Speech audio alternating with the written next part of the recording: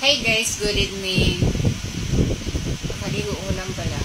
After ko maglaba. Wala akong pasok today. Dito na pala kami sa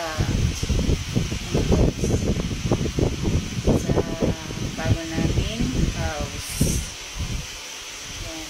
Nakapajama ako. Kasi ang lamig-lamig ngayon, grabe. Ito ang kwarto. Kasi ano ang kwarto ko sa kabilaan natin. Yung sa kabila. Hindi pa kasi tapos eh. Dito yung kwarto ko sa kabila. Ito sa anak ko. Kwarto ng anak ko to. Ayan, tigisa na kami ng kwarto ha.